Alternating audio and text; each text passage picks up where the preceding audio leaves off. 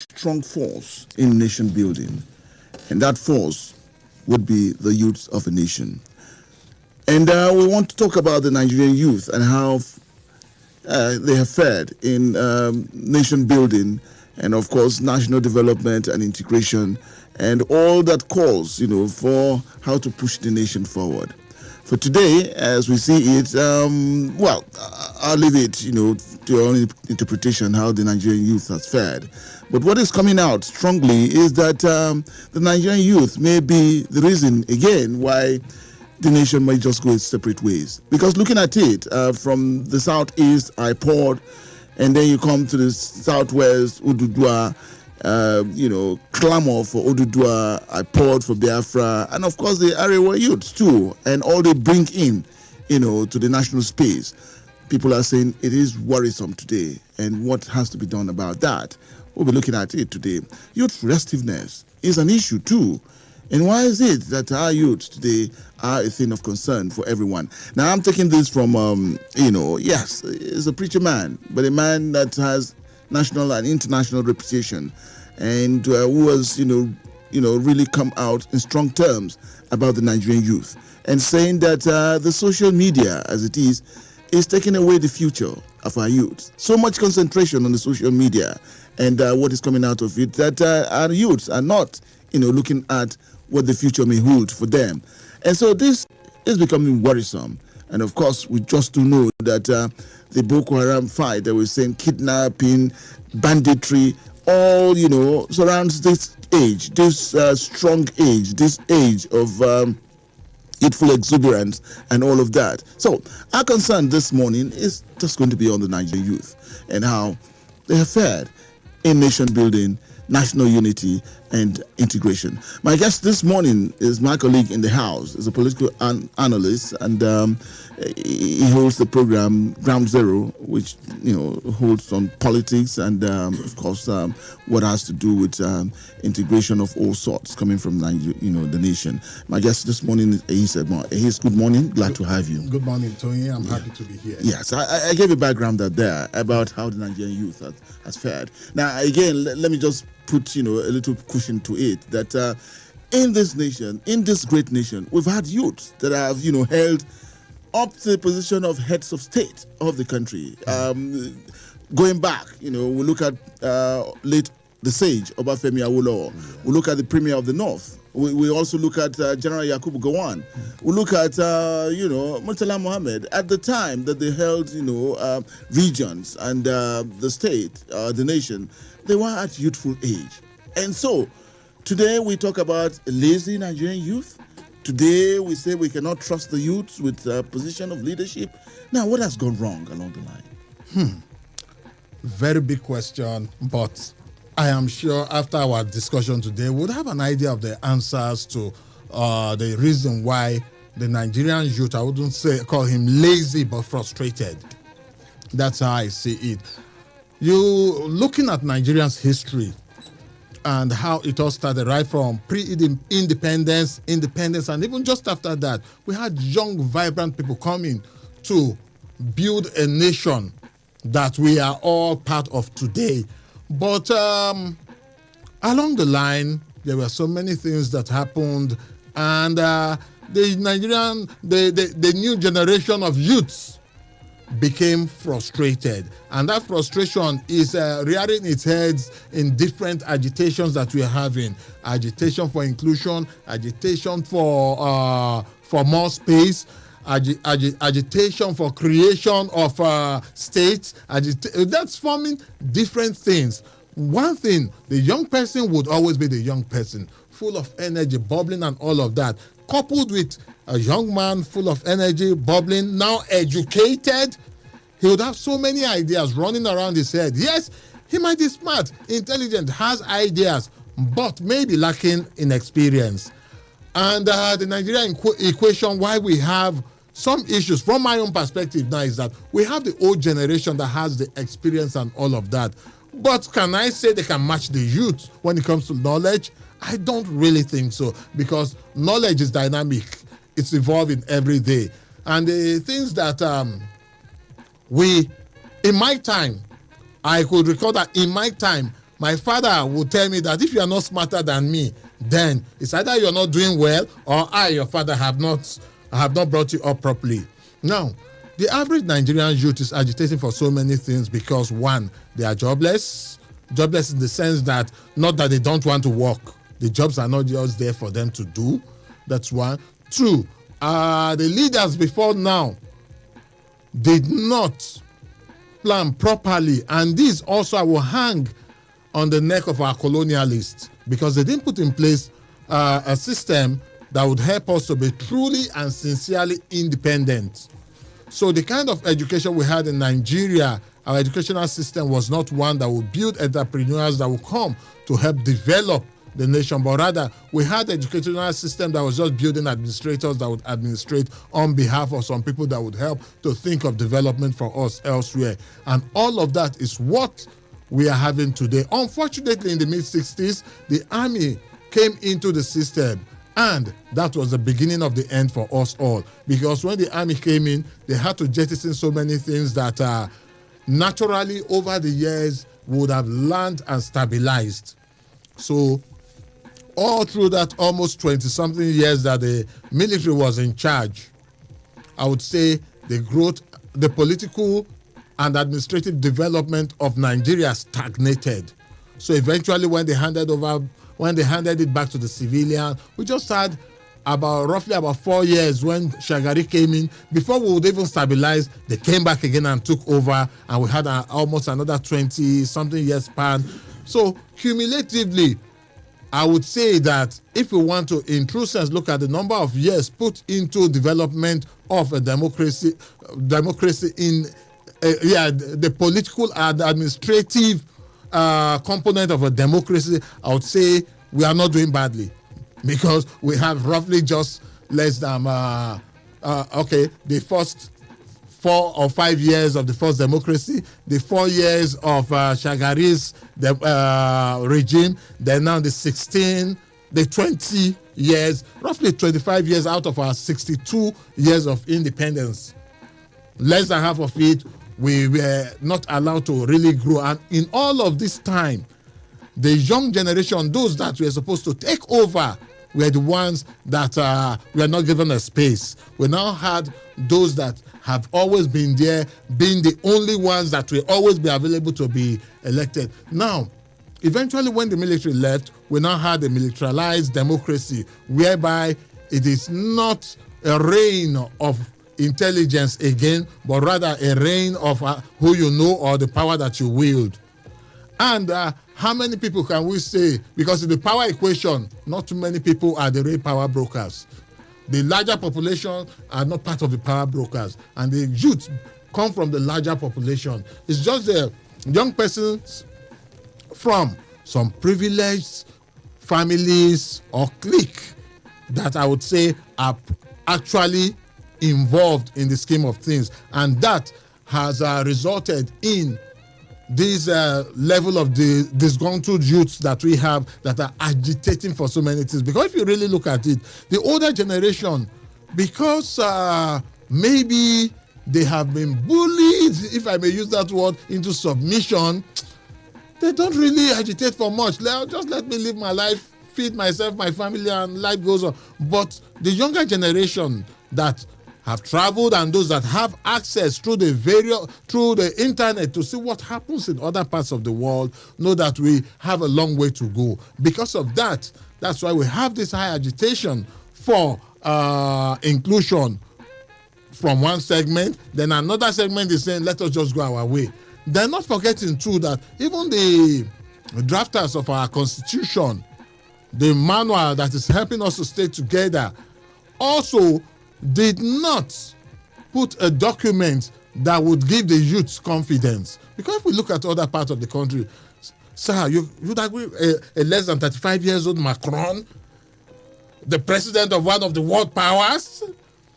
Look at Sweden, look at some other countries where we have very young persons being in charge of running those countries. Then even where we have older persons like in the US, Germany, Britain, you see still that they have quite a large population and percentage of very young persons in their government. And they listen to them also. They don't just appoint them as appointees. They give them the space to be part of it. I was talking about our constitution. Now, if you say I am old enough to vote for someone, I should be old enough to be voted for too. So they need to do something about our constitution, because until the younger generation feel that they are part of the whole system and not being treated like children, they will continue to agitate. And I believe that the kind of leaders that we have in this country are listening to them. And thank God there's a constitutional review that is going on. We want to believe that there is a need for them to expand it, and let's have a real frank talk. Sir, I can tell you that when you bring in young people together, let them sit down and fashion or craft out a constitution that would make Nigeria work, they will bring all of this into it. You just gave me a cue to my next question. You're talking about when you bring young ones together. And I do know about this famous saying that says that ideas rule the world. Yes, and sir. I'm looking at our youth, from where they're coming from, the Arewa youth, the Odudua youth, the IPOB, the Niger Delta youth, the Middle Belt youth, and all of them. Why is it that there's no common front where these youths can come and say that we're youths of Nigeria? Yes. That again is also a factor of the kind of leadership we've had in the past. Because in the past, when people seek for political relevance or political positions, they always use the younger people in their domain to make so much noise. And over the years, these young persons have come to see themselves as separate nationals. As they want to say, I am an Edo State man first, before being a Nigerian, which I feel shouldn't be the best. And though everybody, of course, have a right to self-determination and to agitate for anything, but they should also understand that there is also the saying that the more the merrier when there's a level playing field. Now, these young persons that have been agitating for different self-determinations and all of that, I believe that there's plenty of work to be done by our present crop of leaders if they really want us to bequeath a nation to the younger generation that is coming up. Now, I do not see anything wrong with the government sincerely, without bringing any form of nepotism, gathering youth from all over. Okay, let's say, assuming Nigeria has at least 250 tribes. Pick youth leaders from each of the tribal identities that we have in this country. House them in Abuja for a month. Tell them, young men, craft a document for us to live together as Nigerians. I am sure these young persons will come up with something. It is when there's that exclusion, because most of the time when it even comes to appointing or selecting young persons, people still fall back to using the paddy system of appointment, which shouldn't be, because we've thrown away thrown away merits in the system. That's why you would see that many people feel they're not just part of this system, because no matter what they do, no matter how much they have to offer, as long as they don't have a political godfather somewhere, they can never be considered for anything.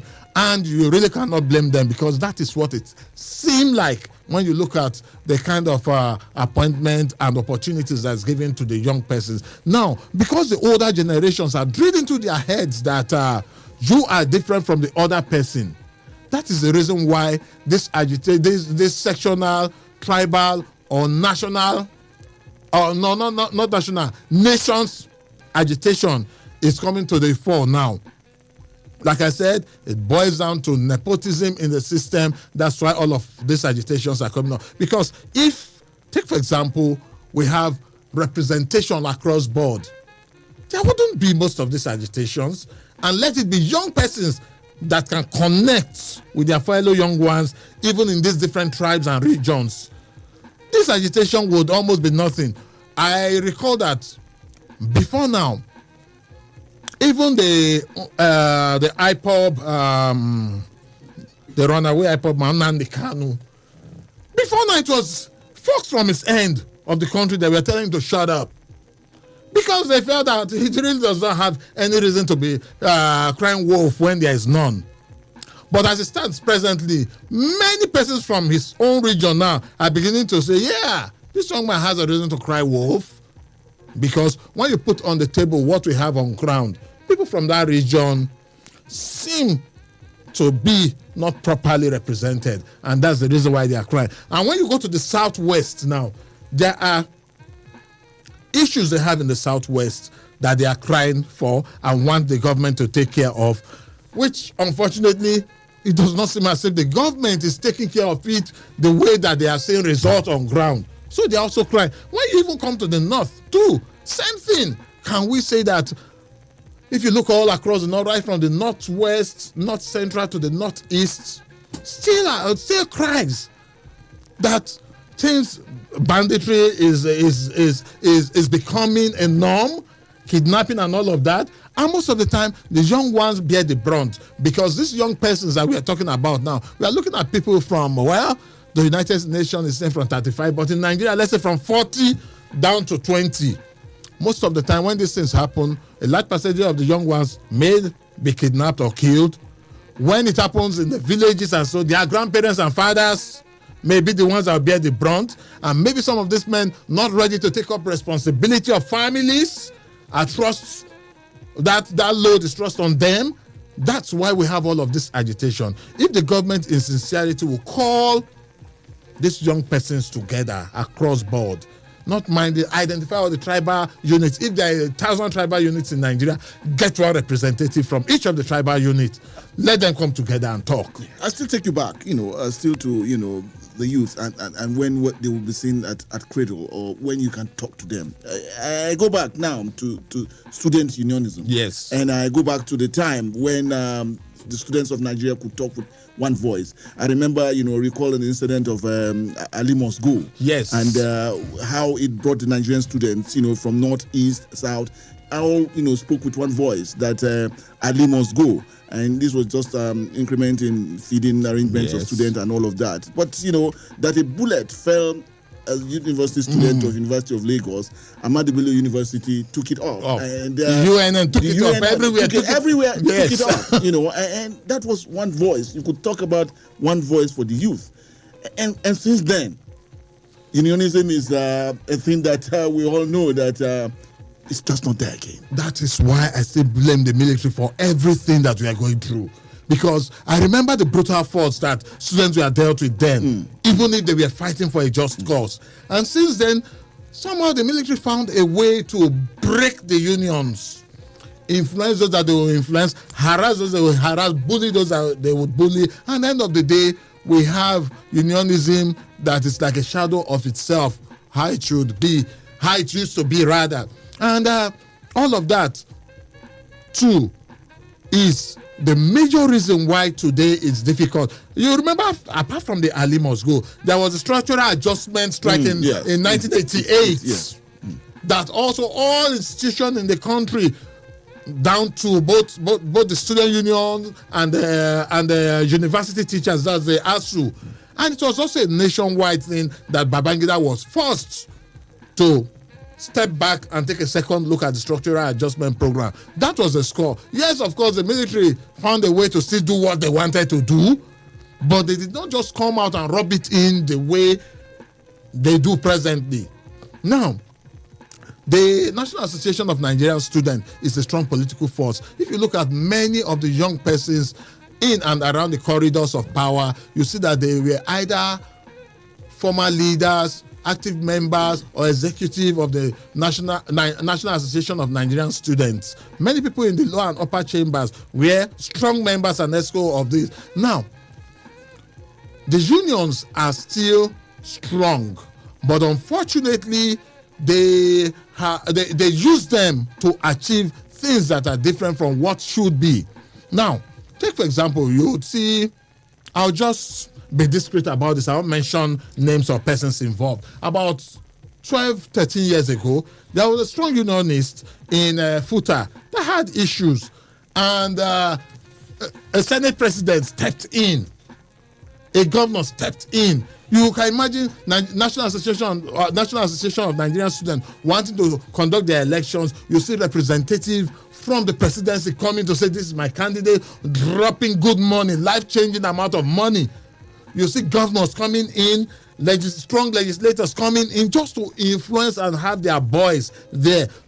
And like we all know, whoever pays the piper dictates the tune. And that is a big problem for youth and student unionism. Not forgetting that student unionism too is what dovetails into the larger unionism that we have in the society. Because when most of those students graduate and start to work, they naturally would fuse or join the unions in the various sectors that wherever they find themselves working. Now, the unions cannot be as strong as they are before now, most especially youth unions and associations, since we are looking at them now. Take, for example, if Arewa Youth Forum wants to conduct their election now, if you see the number of the powerful and strong men that will come to influence whoever becomes the leader. Same thing happens in the southeast, same thing in the southwest, same thing even in the Niger Delta. Can we still call Asare Dokubo a youth? We cannot, but he's the one that speaks for them. I presume Asare Dokubo should be around 50 plus or minus 1 or 2, about my age mate. If I do not call myself a youth again, there's no reason why Asare Dokubo will still call himself a youth and still want to be in charge, taking charge of what happens amongst the youth in the Niger Delta or any of those other young men there. Now, the influence of the older generation is negatively rubbing off on the younger ones, and that is the reason why they always want to preach and promote whatever those older ones represent, which unfortunately they represent tribal or sectional interests, and that's what is spiraling into the agitation. And let me just quickly put this one in the NSAS experience. You know, when it all started, it was like seeking for good governance and a change in the police, and it was applauded, it was lauded. But again, how it came out, again, youth involved here. It's exactly the same thing we are talking about. Some of our leaders, some, not all, and a very low percentage amongst them have, because they want to maintain the status quo or because they are benefiting from the system as it were, would always look for some youths. Because if you look at, I'll take the case of Lagos. Some of those boys that were carrying machetes and guns to disrupt the protests around Oshodi.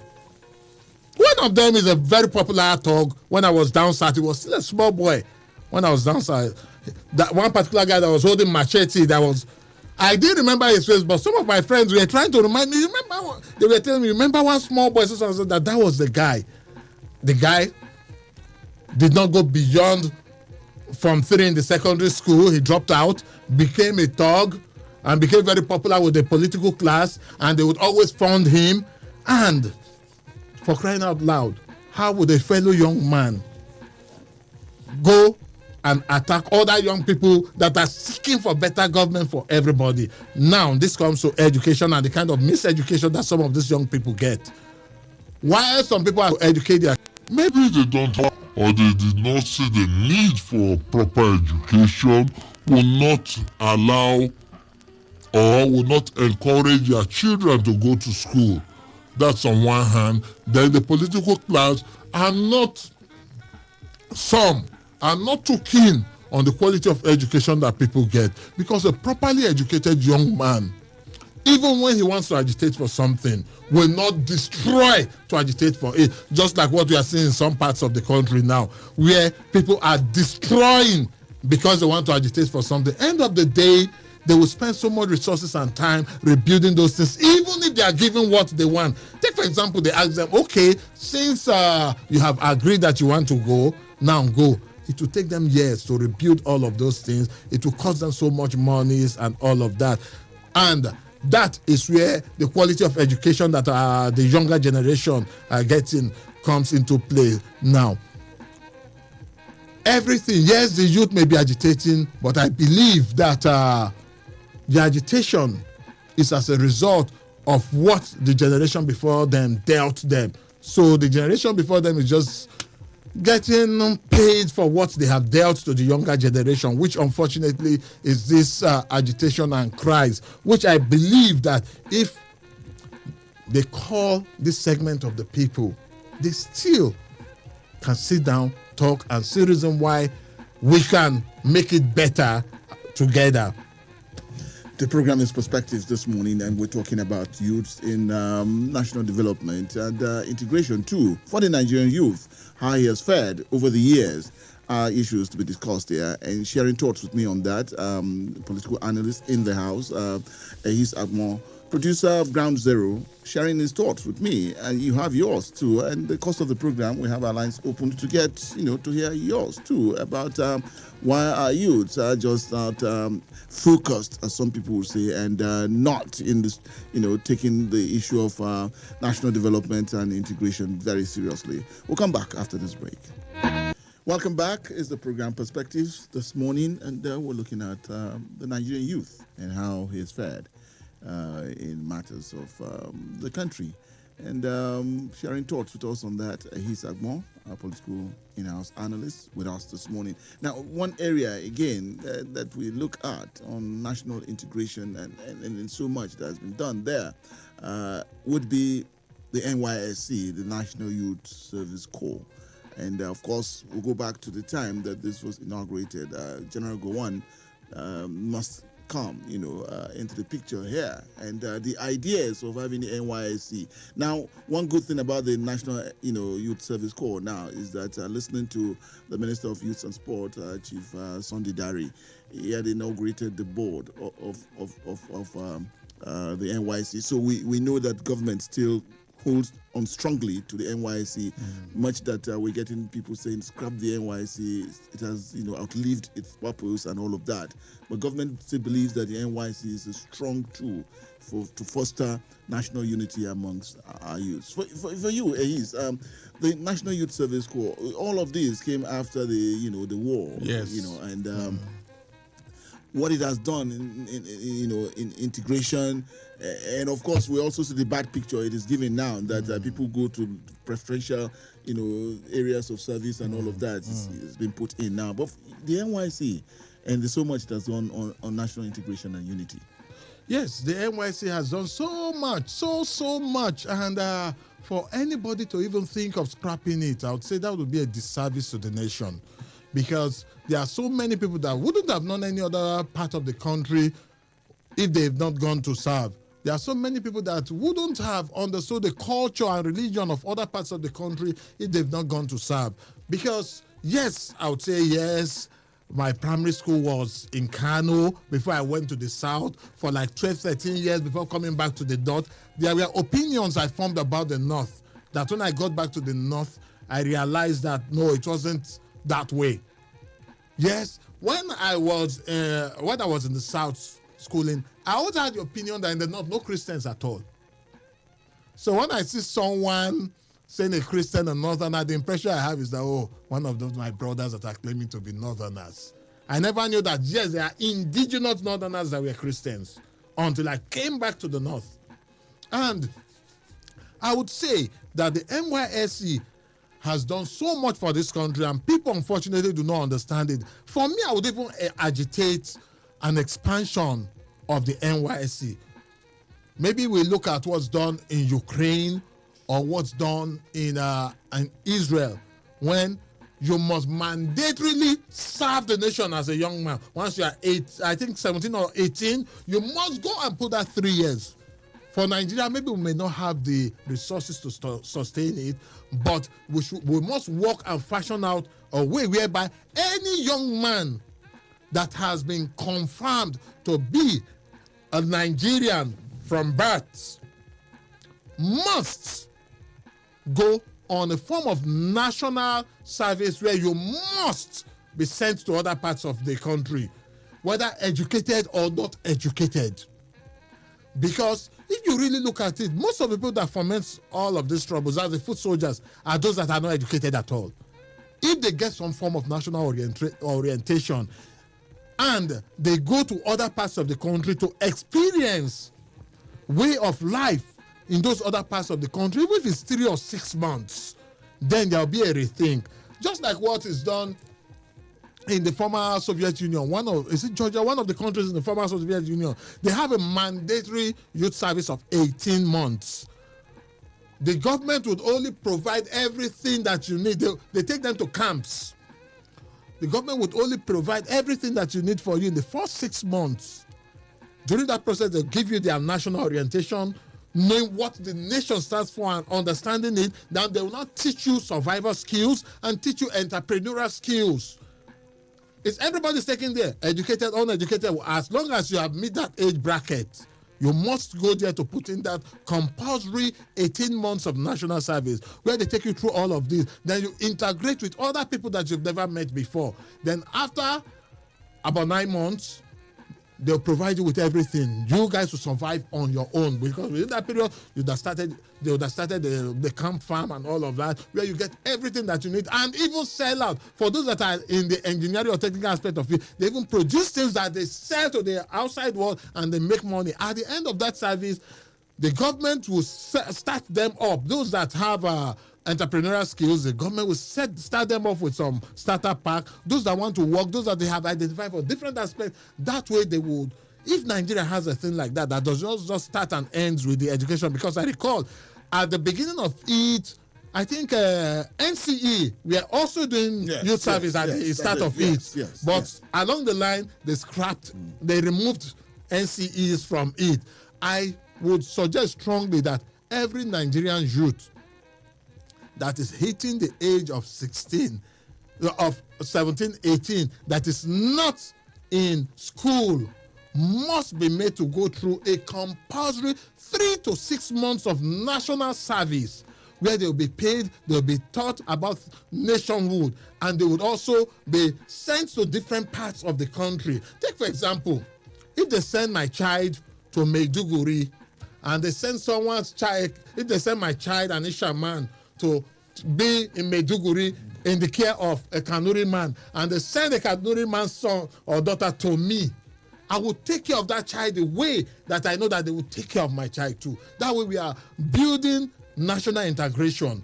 That I would strongly suggest. It has been on my mind for some time now. I'll write an article one of these days and see how it would go, because it is very important that the young generation, the ones that are just coming up, that have not totally formed an opinion, they should be taught what nationhood is all about. They should be taught what Nigeria as a nation stands for, and that way, this agitation that I will not call unnecessary because it's necessary may just fade away, because people will see that there's a need for us to live together. The more the merrier, the bigger the stronger. You put in something there, and that's talking about the national orientation. Yes. And well, when it all started, it was a strong, instrument of national unity, integration, and all of that. But it just fizzled out. It fizzled out. Unfortunately, I do not know what happened. The last DG of national orientation that I remember was Michael Mary. After then, I don't even know if the agency still exists, because whether the Ministry of Information and Culture has subsumed it, or I don't know, because I still even recall there was a time I interfaced with Michael Mary then, and he was telling me that the much work that we were doing then was not because of the budgetary allocation from the federal government, but because of organizations and other persons that are contributing to the success of the agency. I feel this is an agency that should even be in charge of NYSC, not even Youth and not the Ministry of Youth and Sport. The National Orientation Agency should be in charge of NYSC in collaboration with the military that would carry out those other trainings, and even this proposed national youth that I'm looking at, they should also be in charge of it, because we really need to integrate in this country if we want to move forward. Because I wouldn't say we are too big. Are we bigger than India? Would we say India is not progressing? Are we bigger than China? Would we say they are not progressing? Let's even come to the USA, over about 300 million. We are not bigger than them. So we cannot say size is our problem. Size is not our problem. It's for us to come together and reorientate the active generation who happen to be the youth, so that they would have that feeling and believe in the Nigerian project. That I believe is a way forward for us to stop all of these agitations. Because if you look at the bandits, a large population of them is made up of young men. If you look at kidnappers, they are not old men. These are young men. If you look at armed robbers, they are young men. You look at the cultists, the militants, ritualists, and all of them, they are young. No, the ritualists, most of them are old men. Just an aside there. But again, he's quickly, before I just have our lines open, I like to take on this preacher man, popular preacher man, Nigerian, but with international reputation that he had created for himself, talking to the youths. He said, look, our youths are not focused.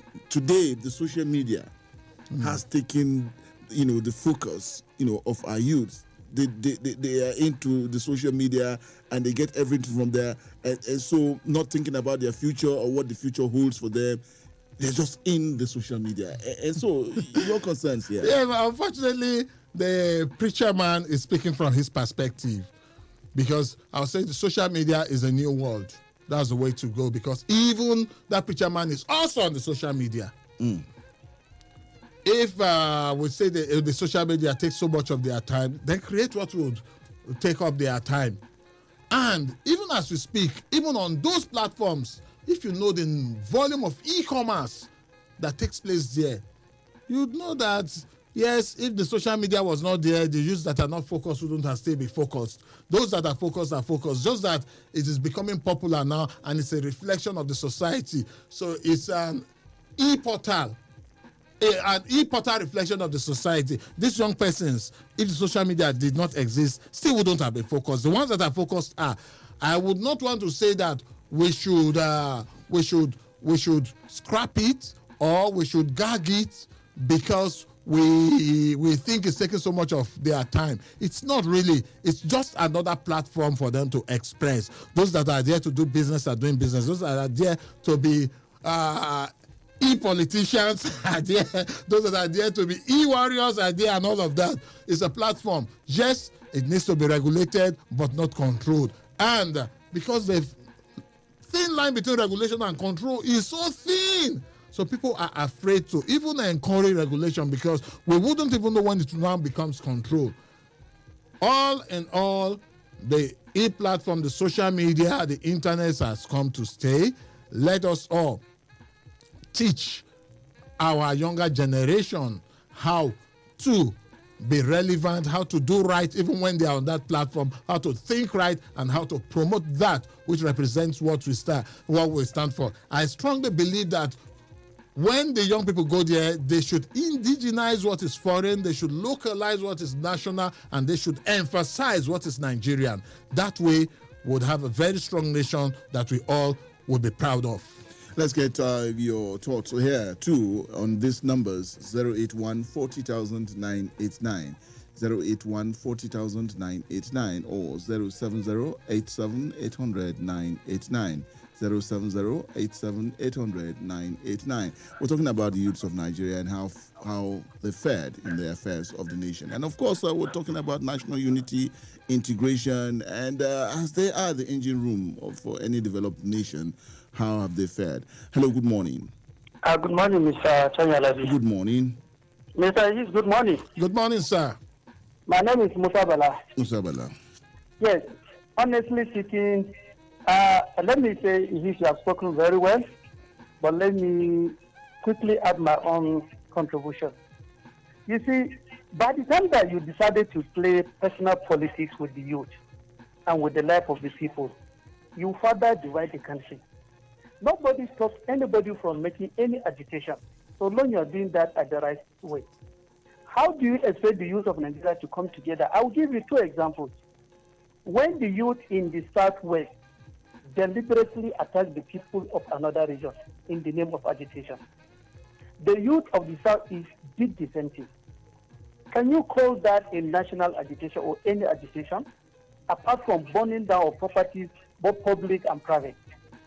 And because people want to, let's say, frustrate the government or see the government or play the government, why use people's life? Why use crisis? How do you expect a northern youth now to receive a call from the southern youth or eastern youth to meet and sit together and solve the Nigerian problem? when he know that this same youth kill his own people simply because they are from this region. And those people making call for new constitution, the same constitution that there was no one word change was the same constitution PDP used for 16 years. I'm not saying that don't call for new constitution, but why are you suddenly telling us that this one is no longer suitable? What makes it no longer suitable? Okay. On the representation, we keep saying that let's come together. Where are we putting our National Assembly? Do we think if today we can come together and make a resolution, it will not go to National Assembly? Lastly, on the issue of NYC, anybody calling for the scrap of NYC today truly is doing disservice to Nigeria. Good morning. All right. Yeah, okay. He's quickly on that. Yes, Musa Bala spoke well also, but I just have some things to say. PDP used it for 16 years. It didn't work. The constitution. APC has used it for about 6 years. It didn't work. Then there's nothing wrong with let us sit together and fashion it out. That's how I say it, because if what's not working is not working. We do not have to say whether under PDP, APC, ABGA, or whatever political party. If PDP could not make it work, and APC has not been able to make it work also, then there's a need to fashion out a new document that whoever or whichever political is there should be able to work with it to the satisfaction of a larger part of the country. That's how I see it. Okay, we'll stay with your calls there. Hello, good morning. Good morning. Good morning, Mr. Alabi. Good morning. Good morning, Mr. E. Good morning. You are also Engineer Emmanuel. You see, I often say this. You see all this agitation that comes left, right, and center. I often make this statement. If it is fairness, equity, justice for all, believe you me, Mr. E, there will not need of agitation. Nobody will mind who is in power because everybody is being carried along. No region is better than others. Everybody must put his input. But when you prefer one region than others, and that region are still failing and not giving you what you want, that is where you see agitation. Are you telling me those people that you are putting in place, there are no any other region that can do that job better? Must it be that one region? So please, on a nutshell, what I'm trying to say is this. With the promises this administration promised Nigeria, the day of their swearing into office, they say they belongs to nobody, they belongs to everybody. But are we seeing that playing out? Go and check the list of those that are in key position today. Who are those people there? And you say people should keep quiet and the things, what they put them there to do, you are not getting results. Okay. Now tell me, Magu gave us proper accountability of so far he recovered since he was there. What happened with the outcome of this investigation? Nobody is saying anything about it, and you say there should not be an agitation. Now, Engineer you are Emmanuel, saying that I hope we do not lose focus. and people should not talk. Yes, okay, that will do. I hope we do not lose focus of what this is all about. We're talking about national integration, we're coming from the youth, and we're also talking about national unity with the youth, so much involved. These are areas we're looking at on the program this morning. But again, you want to, respond to Engineer Emmanuel. Yes, like Engineer Emmanuel has said, there is a need for people to agitate for things where they don't feel comfortable. And even when they feel comfortable, they still want a better life. So agitation shouldn't be seen as a crime or a fight against the status quo, but rather a desire to have a better life. Okay. All right, we can maybe squeeze in one call, one more, and then bring it to a close. Hello, good morning. A very good morning, Troy Anabi. Good morning. Good morning, Heath. Good morning, sir. Kure is the name. All right. Thank you. Let me start from my Oga, Engineer Emmanuel. If he has said it all, the agitation is in two ways. If I'm being treated here, another person is treated. Why would that person that was not treated here not to be agitated? So that's where I have been, where we are going. APC came with the mantra of change. Honestly, by their weight now, I think they will have closed their back and left the offices because nothing is working in their regime. I suffer it the most. I must tell you the truth. So that's why we keep on saying it. When you remove Tanko, you bring Zubairu and put there. When you remove John, you bring Amos and put there. That's what we are saying. We are not saying that Obasanjo or whoever constitution they came and work on it. And there wasn't anything like that during their time because they touched every region. But today, what are we seeing? The hunger. Cool. And about the youth, the youth are not ready. Because if you see the youngest governor now, he even joined the trend of all these people that have been ruling left and right. So they are not ready. Have a wonderful day. Thank you very much. Okay, now so squeeze in another, just one call, and then we'll bring you to a close. Hello, good morning. Good morning. Yes, good morning. Your name, where you're calling from? Awusko is the name. Awusko from Nasarawa. Okay, Awusko. You know, the political elite have used divide and rule tactics, and they are using the youth as their foot soldiers. So you see, integration of the youth to bring unity in Nigeria will be a Herculean task. But I want to tell you, the Nigerian youth is enterprising.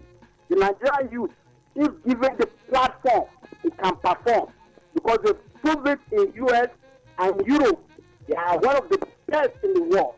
But in Nigeria, except this status quo is removed and youth are integrated, religion, tribalism are put aside, then we move forward. But I see this government using those to divide and rule. Until the legislation will not get anywhere. Thank you very much. All right, Awusko, there, we got you. He's on Awusko, and of course, the last line. Yes, on Awusko, yes, he spoke well. There's a need for us to make sure that we do all that is necessary for the youths to be able to stand and represent us. And my parting words would just be that there is a need for us to bring all the young representatives, equal representatives from all tribal units of this country together. Let them sit together. These are young men and women. They meet on all platforms, physically, online, offline, and all of that. Let them sit together and talk about this country. There's no need for us to sow in sentiments that we have a National Assembly. Yes, we have a National Assembly. Would we say in sincerity they are touching us well?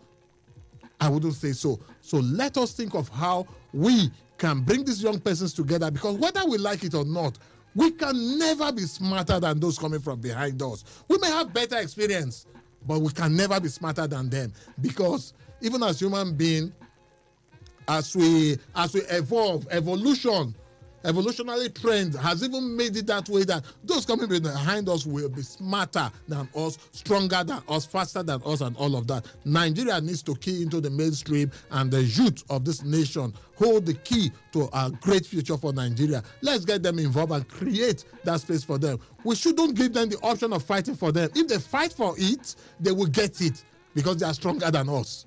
So let's create that space for them to be part of the decision-making system and work out and fashion out a great and strong and varied Nigeria for all of us. And that will just be about the size of it on Perspectives today. And Eyi Sagmo, in-house political analyst, producer of Ground Zero, and commentator on national and international matters, sharing thoughts with us about having our youth on the platform of national unity, integration, and as the strong engine room of any nation, we just need them. We need them. And thank you for coming on the program. The pleasure is all myself. All right. And Joe, thank you for connecting us with the people this morning. And Wisdom, thank you for putting us in the pictures. We'll come back with Perspectives on Monday. Have a wonderful weekend.